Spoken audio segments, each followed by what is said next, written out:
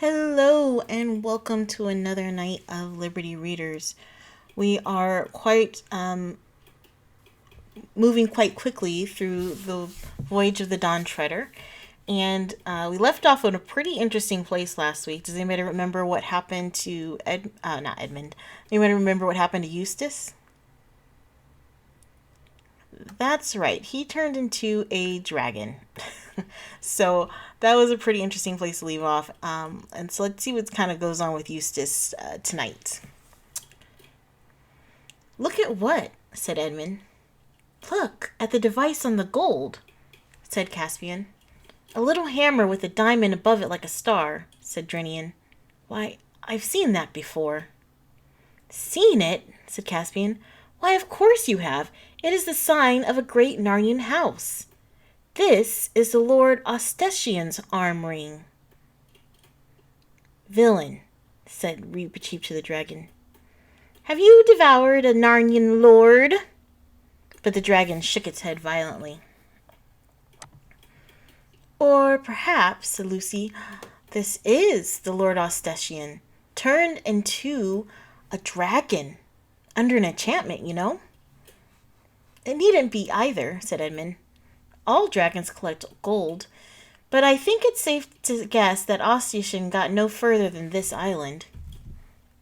Are you the Lord Ostetian?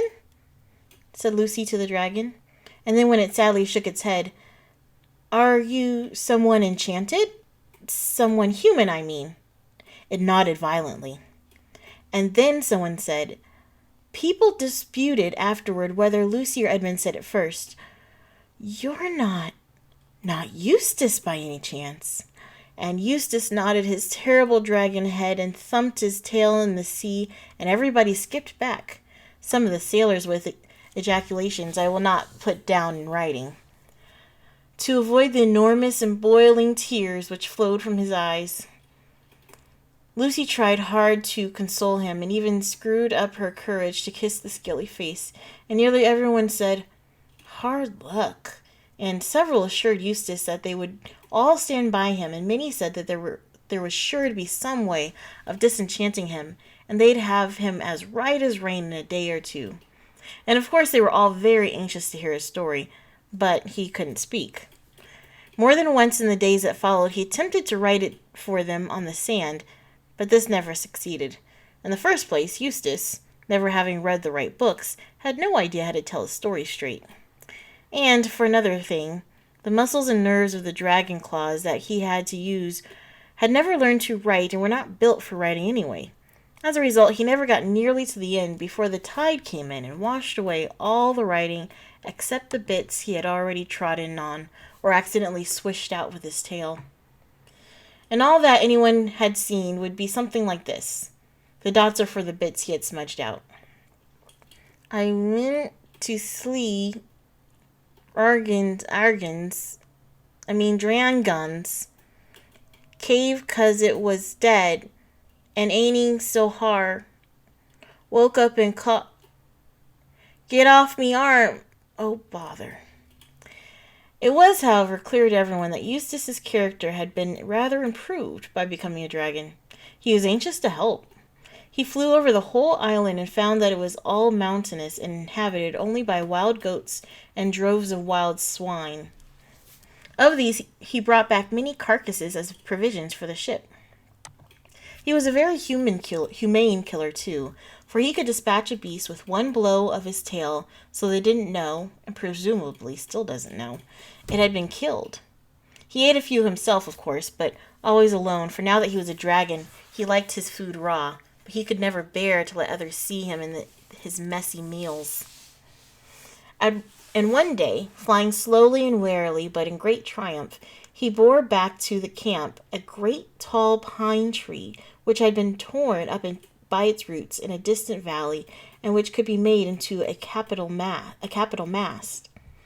And in the evening, if it turned chilly, as it sometimes did after the heavy rains, he was a comfort to everyone, for the whole party would come and sit with their backs against his hot sides and get well warmed and dried. And one puff of his fiery breath would light the most obstinate fire. Sometimes He would take a select party for a fly on his back so they could see wheeling below them the green slopes, the rocky heights, and the narrow pit-like valleys, and far out over the sea to the eastward a spot of darker blue on the blue horizon, which might be land. The pleasure, quite new to him, of being liked, and still more, of liking other people, was what kept Eustace from despair. For it was very dreary being a dragon. He shuddered whenever he caught sight of his own reflection as he flew over a mountain lake. He hated the huge bat-like wings, the saw-edged ridge on his back, and the cruel curved claws. He was almost afraid to be alone with himself, and yet he was ashamed to be with the others. On the evenings when he was not being used as a hot water bottle, he would slink away from the camp and lie curled up like a snake between the wood and the water. On such occasions, greatly to his surprise, Reap-a-Sheep was his most constant comforter. The most noble mouse would creep away from the merry circle of the campfire and sit down beside the dragon's head, well to the windward to be out of the way of his smoky breath. There he would explain what had happened to Eustace was a striking illustration of the turn of fortune's wheel, and that if he had Eustace at his own house in Narnia, it was really a hole, not a house, and the dragon's head, let alone his body, would not have fitted in. He could show him more than 100 examples of emperors, kings, dukes, knights, poets, lovers, astronomers, philosophers, and magicians who had fallen from prosperity into the most distressing circumstances, and of whom many had recovered and lived happily ever after. It did not, perhaps, seem so comforting at the time, but it was kindly meant, and Eustace never forgot it. But of course what hung over everyone like a cloud was the problem of what to do with their dragon when they were ready to sail. They tried not to talk of it when he was there, but he couldn't help overhearing things like, "Would he fit all along one side of the deck? And we'd have to shift all the stores to the other side down below so as to balance." Or, "Would towing him be any good?" Or, "Would he be able to keep up by flying?" And most often of all, "But how are we to feed him?" And poor Eustace realized more and more that since the first day he came on board, he had been an unmitigated nuisance, and that he was now a greater nuisance still.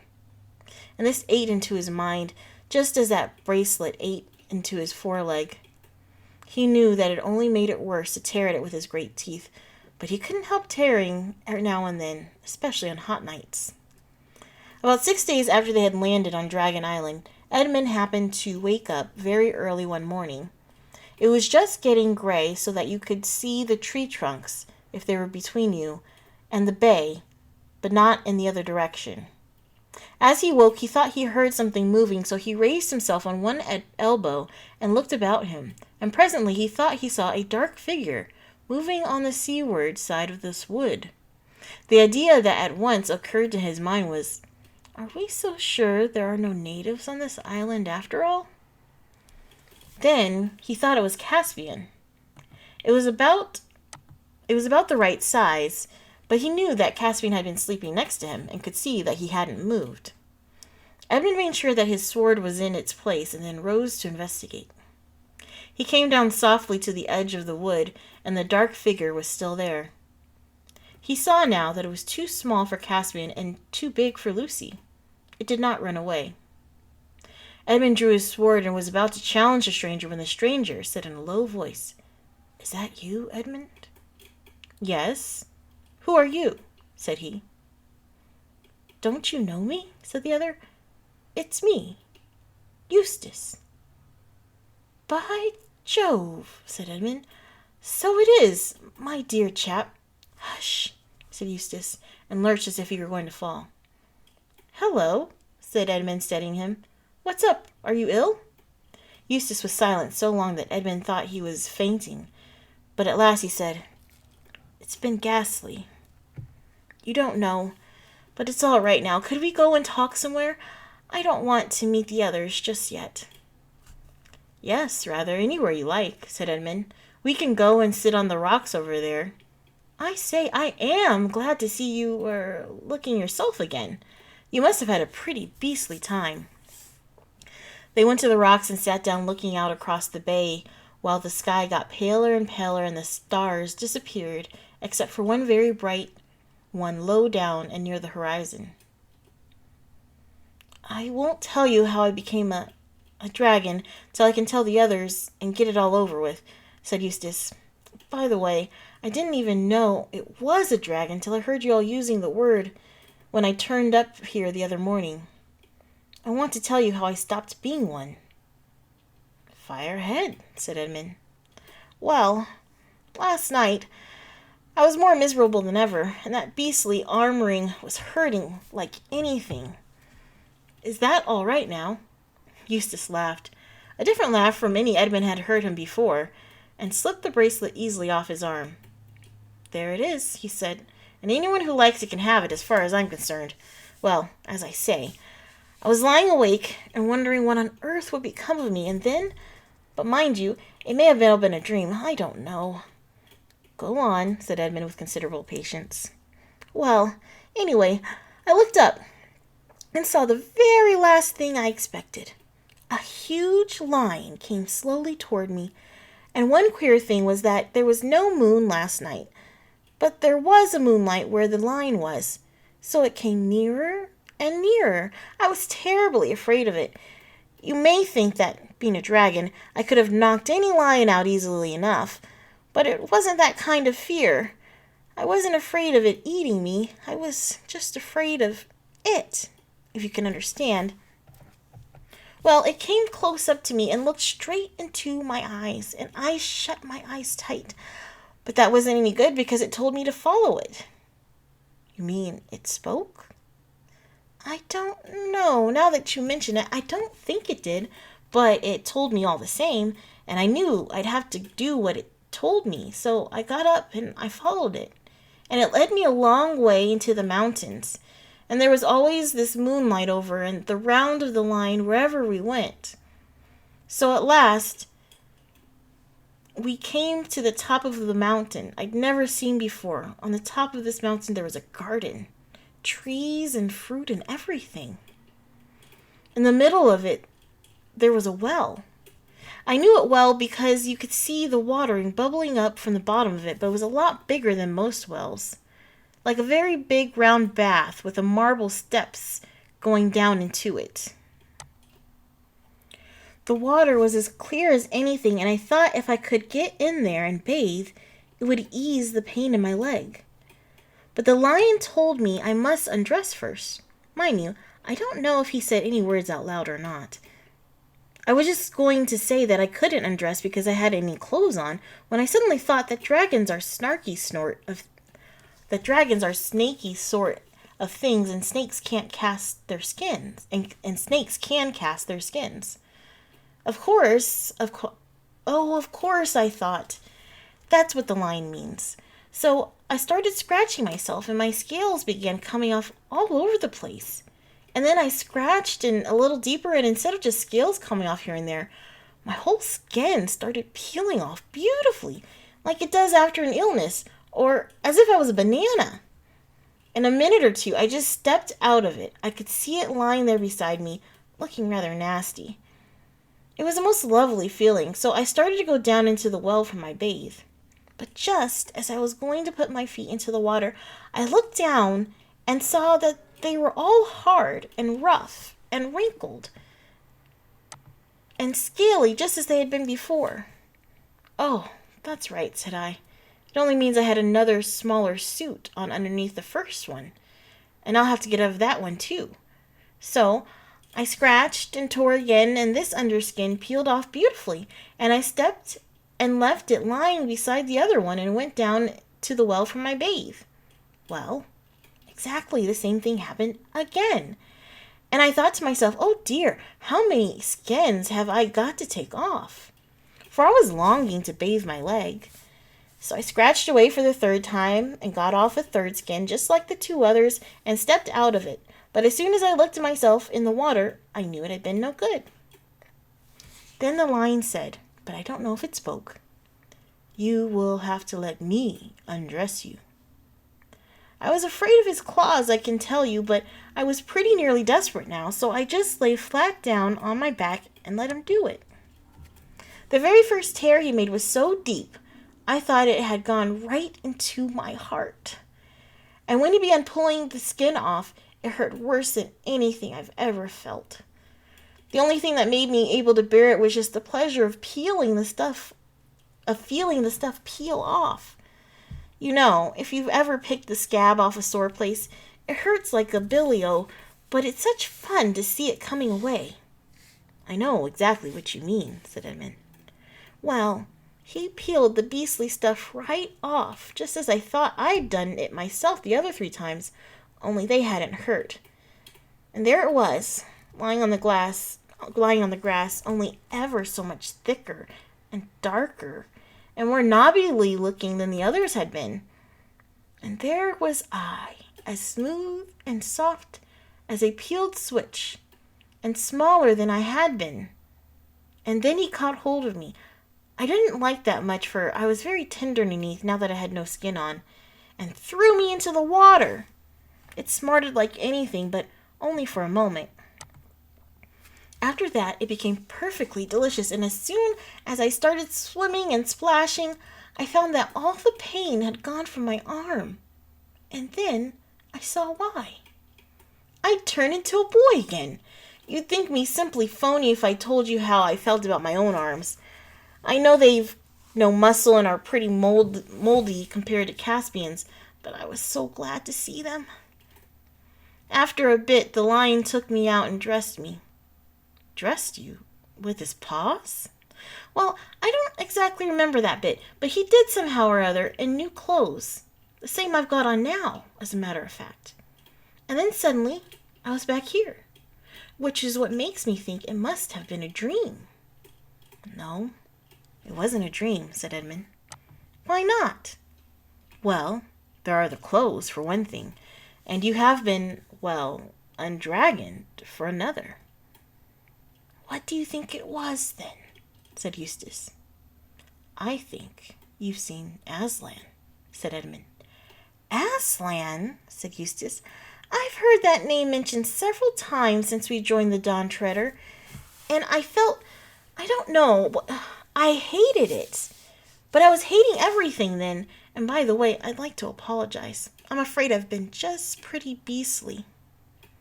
That's all right, said Edmund. Between ourselves, you haven't been as bad as I was on my first trip to Narnia.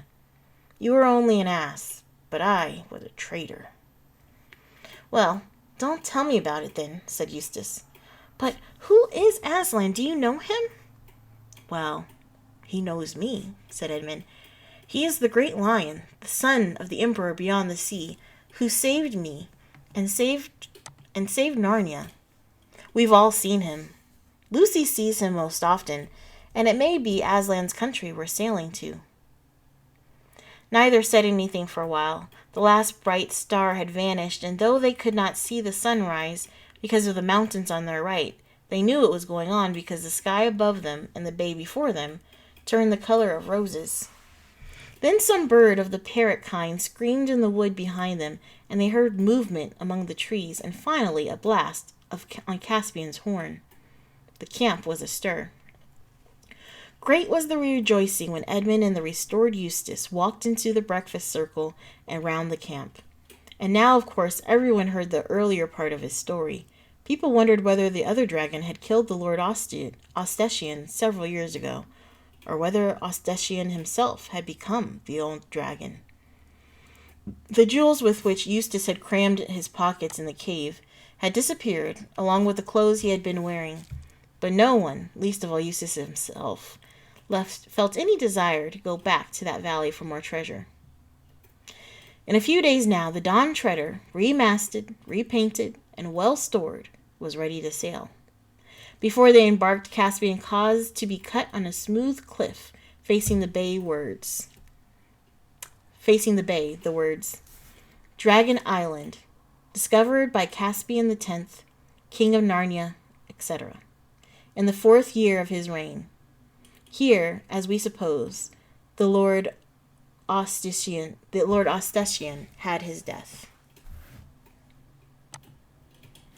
It would be nice and fairly nearly true to say that from that time forth Eustace was a different boy. To be strictly accurate, he began to be a different boy. He had relapses. There were still many days when he could be very tiresome, but most of those I shall not notice. The cure had begun. The Lord Ostatian's armoring had a curious fate. Eustace did not want it and offered it to Caspian, and Caspian offered it to Lucy. She did not care about it having it. Very well, then catch as catch can, said Caspian, and flung it up in the air. This was when they were all standing looking at the inscription. Up went the ring, flashing in the sunlight, and caught and hung as neatly as a well-thrown quoit on a little projection on the rock.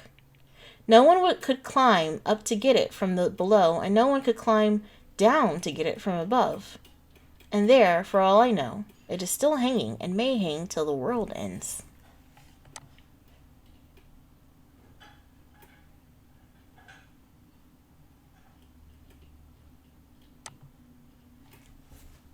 Everyone was cheerful as the Dawn Treaders sailed from Dragon Island. They had fair winds as soon as they were out of the bay, and came early next morning to the unknown land, which some of them had seen when flying over the mountains while Eustace was still a dragon. It was a low green island, inhabited by nothing but rabbits and a few goats. But from the ruins of stone huts, from blackened places where fires had been, they judged that it had been peopled not long before. There were also some bones and broken weapons. Pirates' work, said Caspian. Or the dragons, said Edmund. The only other thing they found there was a little skin boat, or coracle, on the sands. It was made of hide stretched over a wicker framework. It was a tiny boat, barely 4 feet long, and the paddle, which still lay in it, was in proportion. They thought that either it had been made for a child, or else the people of that country had been dwarfs. Reepicheep decided to keep it, as it was just the right size for him, so it was taken on board. They called that land Burnt Island, and sailed away before noon. For some 5 days they ran before a smooth southeast wind, out of sight of all lands, and seeing neither fish nor gull. Then they had a day when it rained hard till the afternoon. Eustace lost 2 games of chess to Reepicheep, and began to get like his old and disagreeable self again.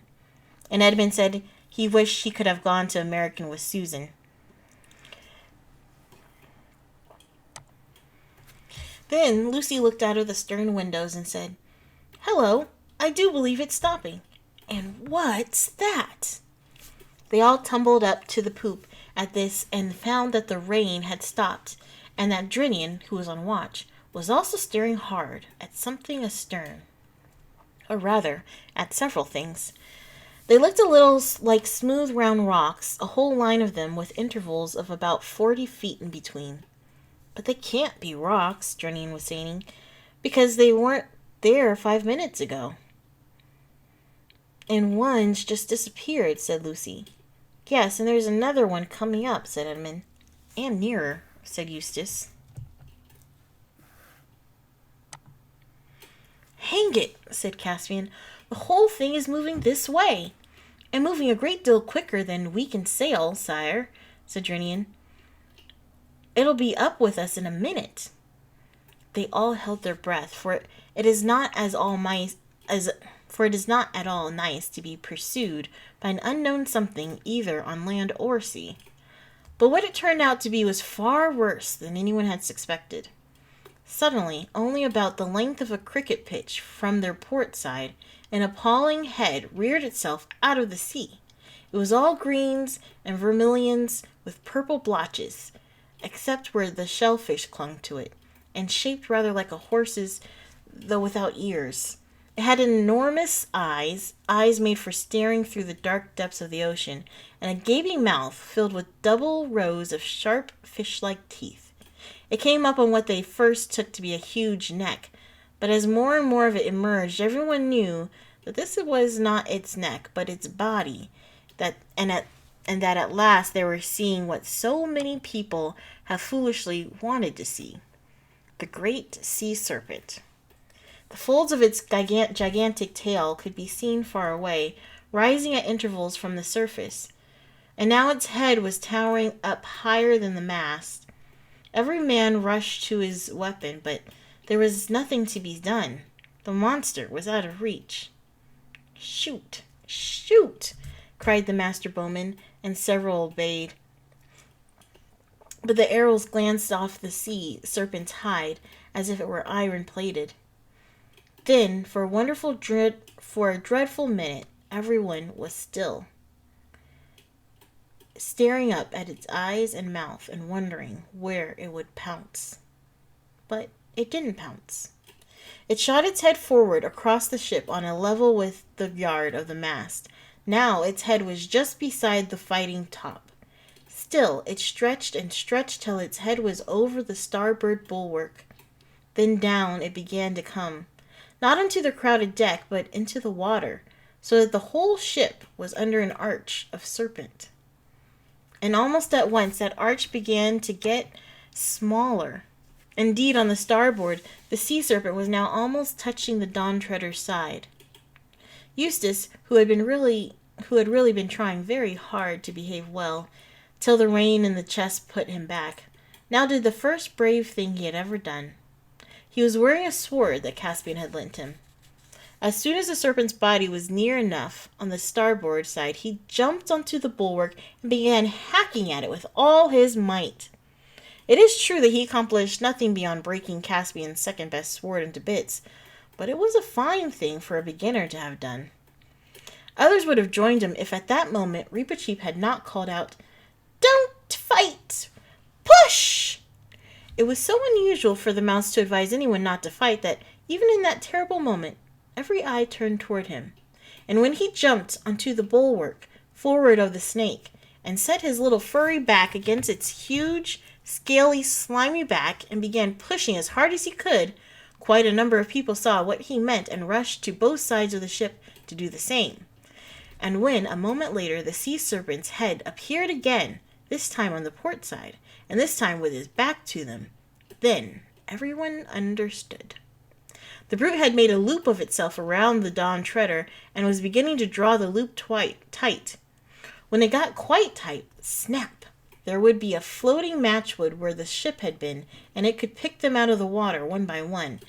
Their only chance was to push the loop backward till it slid over the stern, or else to put the same thing another way, to push the ship forward out of the loop. Reepicheep alone had, of course, no more chance of doing this than of lifting up a cathedral, but he had nearly killed himself with his trying before others shoved him aside. Very soon, the whole ship's company, except Lucy and the mouse, which was fainting, was in two long lines along the bulwarks, each man's chest to the back of the man in front, so that the weight of the whole line was in the last man, pushing for their lives. For a few sickening seconds, which seemed like hours, nothing appeared to happen. Joints cracked, sweat dropped, breath came in grunts and gasps. Then they felt that the ship was moving. They saw that the snake loop was further from the mast than it had been, but they also saw that it was smaller. And now the real danger was at hand. Could they get it over the poop, or was it already too tight? Yes, it would just fit. It was resting on the poop rails. A dozen or more sprang onto the poop. This was far better. The sea serpent's body was so low now that they could make a line across the poop and push side by side. Hope rose high till everyone remembered the high carved stern, the dragon tail of the Dawn Treader. It would be quite impossible to get the brute over that. "An axe!" cried Caspian hoarsely. "And still shove!" Lucy, who knew where everything was, heard him, where she was standing on the main deck, staring up at the poop. In a few seconds she had been below, got the axe, and was rushing up the ladder to the poop. But just as she reached the top, there was a great crashing noise like a tree coming down and the ship rocked and darted forward. For at that very moment, whether because the sea serpent was being pushed so hard, or because it foolishly decided to draw the noose tight, the whole of the carved stern broke off, and the ship was free. The others were too exhausted to see what Lucy saw. There, a few yards behind them, the loop of a sea serpent's body got rapidly smaller and disappeared into a splash. Lucy always said, but of course she was very excited at the moment, and it may have been only imagination, that she saw a look of idiotic satisfaction on the creature's face. What is certain is that it was a very stupid animal, for instead of pursuing the ship, it turned its head round and began nosing all along its own body as if it expected to find the wreckage of the Dawn Treader there. But the Dawn Treader was already well away, running before a fresh breeze, and the men lay and sat panting and groaning all about the deck, till presently they were able to talk about it, and then to laugh about it. And when some rum had been served out, they even raised a cheer, and everyone praised the valor of Eustace, though it hadn't done any good, and of Readers-Voyage.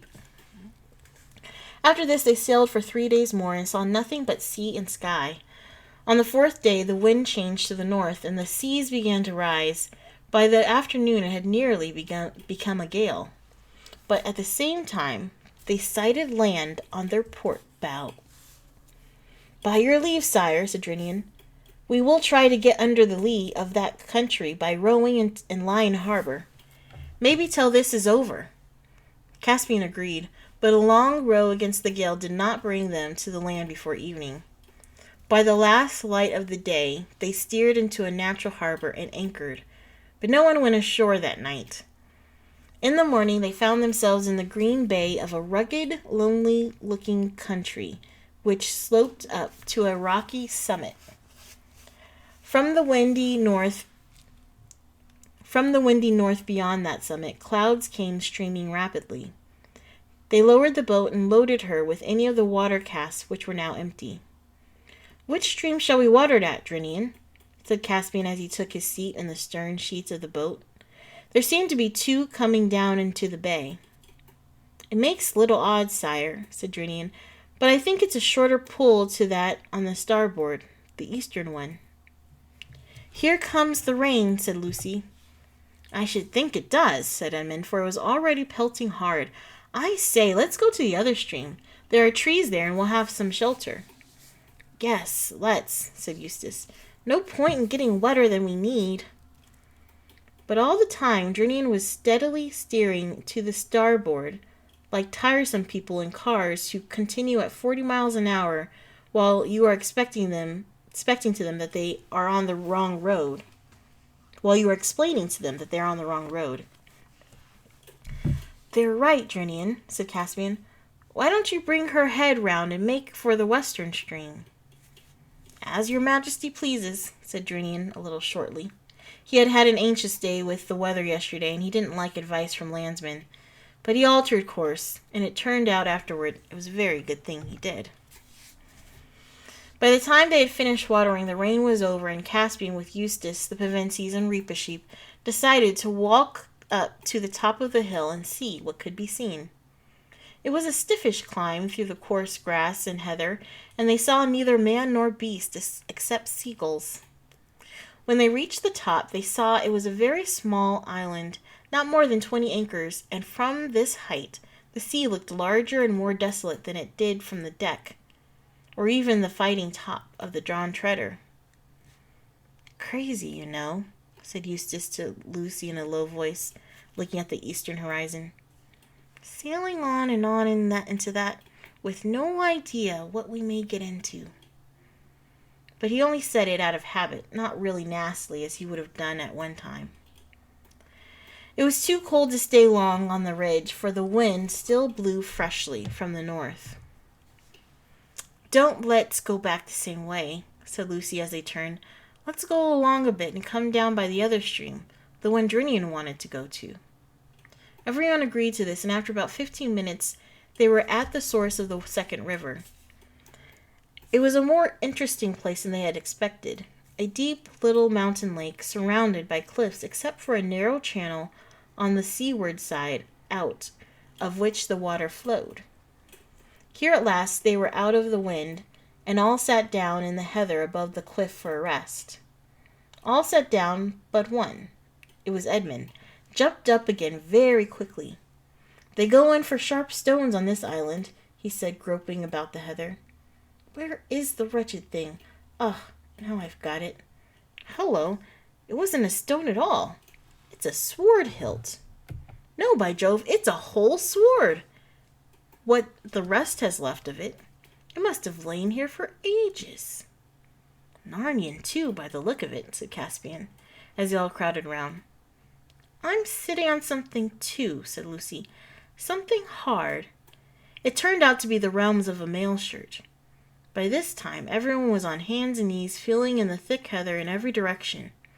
Their search revealed, one by one, a helmet, a dagger, a few coins, not Calorman crescents, but genuine Narnian lions and trees, which you might see any day in the marketplace of Beaver's Dam or Baruna. Looks as if this might be all that's left of one of our 7 lords," said Edmund. "Just what I was thinking," said Caspian. "I wonder which it was. There's nothing on the dagger to show. And I wonder how he died." "And how are we to avenge him?" added Reepicheep. Edmund, the only one of the party who had read several detective stories, had meanwhile been thinking. "Look here," he said. "There's something very fishy about this. He can't have been killed in a fight." "Why not?" said Caspian. "No bones," said Edmund. "An enemy might take the army and leave the body, but who ever heard of a chap who'd won a fight carrying away the body and leaving the armor?" "Perhaps he was killed by a wild animal," so Lucy suggested. "It'd be a clever animal," said Edmund. "That would take a man's mail shirt off." "Perhaps a dragon?" said Caspian. "Nothing doing," said Eustace. "A dragon couldn't do it. I ought to know." "Well, let's get away from this place anyway," said Lucy. She had not felt like sitting down again since Edmund had raised the question of bones. "If you like," said Caspian, getting up. "I don't think any of this stuff is worth taking anyway."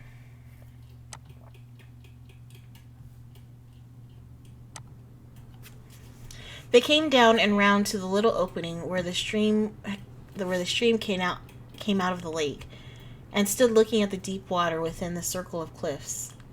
If it had been a hot day, no doubt some would have been tempted to bathe, and everyone would have had a drink.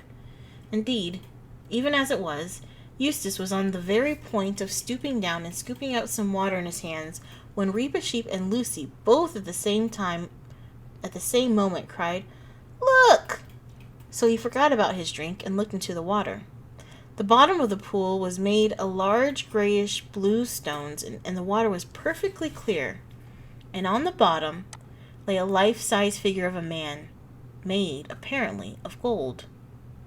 It lay face downward with his arms stretched out above his head, and it so happened that, as they looked at it, the clouds parted and the sun shone out.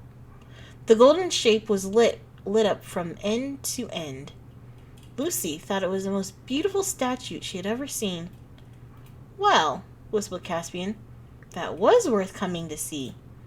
I wonder, can we get it out?" "We can die for it, sire. We can die for it, sire," said Reepicheep. "No good at all," said Edmund. "At least, if it's really gold, solid gold, it'll be far too heavy to bring up. And that pool's 12 or 15 feet deep if it's an inch." "Half a moment, though. It's a good thing I've brought a hunting spear with me. Let's see what the depth is like. Hold on to my hand, Caspian, while I lean out over the water a bit." Caspian took his hand, and Edmund, leaning forward, began to lower his spear into the water. Before it was halfway in, Lucy said, "I don't believe the statue is gold at all. It's only the light. Your spear looks just the same color." "What's wrong?" asked several voices at once, for Edmund had suddenly let go of the spear. "I couldn't hold it," gasped Edmund. "It seems so heavy." "And there it is on the bottom now," said Caspian, "and Lucy is right. It looks just the same color as the statue." But Edmund, who appeared to be having some trouble with his boots, at least he was bending down and looking at them, straightened himself all at once and shouted out in a sharp voice, which people hardly ever disobey, "Get back from the water! All of you, at once!" And they all did and stared at him. "Look," said Edmund. "Look at the toes of my boots." "They look a bit yellow," began Eustace. "They're gold. Solid gold," interrupted Edmund. "Look at them. Feel them. The leather's pulled away from it already, and they're as heavy as lead." "By Aslan," said Caspian, "you don't mean to say—" "Yes, I do," said Edmund. "That water turns things into gold. It turned the spear into gold, that's why it got so heavy, and it was just slapping against my feet. It's a good thing I wasn't barefoot. And it turned the toe caps into gold. And that poor fellow on the bottom, well, you see." "So it isn't a statue at all," said Lucy in a low voice. "No, the whole thing is plain now. He was here on a hot day. He undressed on top of the cliff where we were sitting. The clothes have rotted away or been taken by birds to line nests with. The armor's still there. And he died. Then he dived in." "Oh, don't," said Lucy. "What a horrible thing. And what a narrow shave we've had," said Edmund. "Narrow indeed," said Reaper Sheep. "Anyone's finger, anyone's foot, anyone's whisker, or anyone's tail might have slipped into that water at any moment." "All the same," said Caspian, "we may as well test it."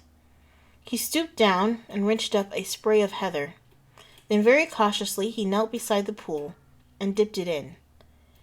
It was heather that he dipped, and what he drew out was a perfect model of heather made of the purest gold, heavy and soft as lead. "The king who owned this island," said Caspian slowly, and his face flushed as he spoke, "would soon be the richest of all kings of the world. I claim this land forever as Narnian possession. It shall be called Goldwater Island, and I bind all of you to secrecy. No one must know this, not even Drinian, on pain of death. Do you hear?" "Who are you talking to?" said Edmund. "I'm no subject of yours. If anything, it's the other way around. I am one of the 4 ancient sovereigns of Narnia, and you are under allegiance to the High King, my brother." "So, it has come to that, King Edmund, has it?" said Caspian, laying his hand on his sword hilt. "Oh, stop it, both of you," said Lucy. "That's the worst of doing anything with boys. You're all such swaggering, bullying idiots. Ooh!" Her voice died away into a gasp, and everyone else saw what she had seen. Across the gray hillside above them, gray, for the heather was not yet in bloom, without noise and without looking at them, and shining as if he were in bright sunlight, though the sun had in fact gone in, passed with slow pace the hugest lion that human eyes have ever seen. In describing the scene, Lucy said afterward, "He was the size of an elephant," though at any other time she only said, "the size of a cart horse." But it was not the size that mattered. Nobody dared to ask what it was. They knew it was Aslan. And nobody had ever saw how or where he went. They looked at one another like people waking from sleep. "What were we talking about?" said Caspian. "Have I been making rather an ass of myself?" "Sire," said Reaper Sheep, "this is a place with a curse on it. Let us get back on board at once. And if I might have the honor of naming this island, I should call it Deathwater." "That strikes me as a very good name, Reap," said Caspian, "though now that I come to think of it, I don't know why. But the weather seems to be settling, and I dare say Drinian would like to be off. What a lot we shall have to tell him." But in fact they had not much to tell, for the memory of the last hour had all become confused. "Their Majesties all seemed a bit bewitched when they came aboard," said Drinian to Rent some hours later, when the Dawn Treader was once more all under sail in Deathwater Island, already below the horizon. Something happened to them in that place. The only thing I could get clear was that they think they found the body of one of the lords we were looking for. You don't say so, Captain, answered Rince. Well, that's 3. Only 4 more. At this rate, we might be home soon after the new year. And a good thing, too. My backie's running a bit low. Good night, sir. And that is where we will leave it for tonight. Thank you for joining me, and I'll see you next week as we continue with Voyage of the Dawn Treader.